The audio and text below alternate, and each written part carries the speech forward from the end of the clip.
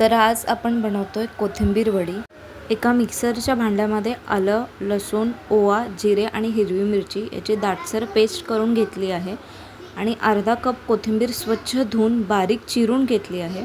एका मोठ्या बाउलमध्ये त्या कोथिंबीरीसोबत ते जो मिक्सर केलेला आहे ते हिरव्या वाटाण्याचा मिक्सर, त्याच्यामध्ये बेसन, मीठ, हळद, लिंबू आणि थोडीशी जिरेपूड अशी टाकून घेतलेली आहे। ते सगळे जिन्नस कोरडे टाकल्यानंतर आधी मिक्स करून घ्यायचे। व्यवस्थितपणे मिक्स करून घेतल्यानंतर मग जे मिक्सरचं भांडे आहे त्या मिक्सरच्या भांड्यामध्येच थोडंसं पाणी टाकायचं। अगदी थोडंसंच पाणी लागतं, जास्त पाणी लागत नाही त्याला। तुम्हाला जर माझे हे कुकिंगचे व्हिडिओज आवडत असतील तर माझ्या चॅनलला लाईक, शेअर आणि सबस्क्राईब करायला विसरू नका आणि कमेंटमध्ये मला सांगत चला की तुम्हाला कोणती रेसिपी बघायला आवडेल।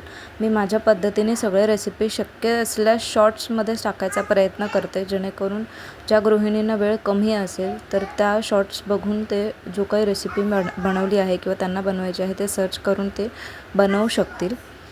आता ह्याच्यामध्ये पाणी टाकून झाल्यानंतर हे मिश्रणाला मी चांगलं मिक्स करून घेतलं आहे। मिक्स करताना त्याचा एक चांगला गोळा तयार करायचा, जेणेकरून ते स्टीम झाल्यानंतर आपल्याला छानपैकी त्याच्या वड्या पाडता येईल। तर स्टीमिंगसाठी मी हा कंटेनर घेतला आहे। त्या कंटेनरला तेलाने आधी ग्रीस करून घ्यायचं, जेणेकरून वडी आपली स्टीम झाल्यानंतर इझिली निघेल, आपल्याला काही त्रास होणार नाही ते काढताना। आता तो जो गोळा आहे त्याला मी कंटेनरमध्ये काढून घेतला।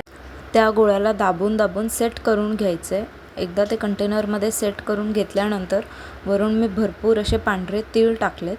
तीळ टाकून झाल्यानंतर इथे मी कढई ठेवली होती स्टीमिंगसाठी, त्याचं पाणी बॉईल झालेलं आहे आणि आता हे जो कंटेनर आहे मी तो कढईमध्ये ठेवते आणि कमीत कमी 15 ते 20 मिनटं त्याला स्टीम देते।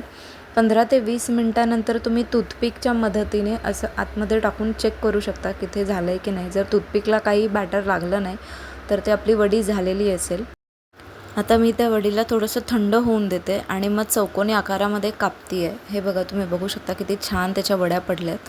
तुम्ही असेही खाऊ शकता किंवा जर तुम्हाला क्रिस्पी अजून हवे असतील तर तुम्ही तेलामध्ये त्याला शॅलो फ्राय करू शकता। मला क्रिस्पी आवडतं म्हणून मग मी तेलामध्ये त्याला शॅलो फ्राय केलं होतं। दोन्ही बाजूने छान खरपूस असं मंद आचेवरती भाजून घ्यायचं आणि हे बघा, तुम्ही बघू शकता किती छान सोनेरी रंग आला आहे दोन्ही बाजूनी वड्यांना।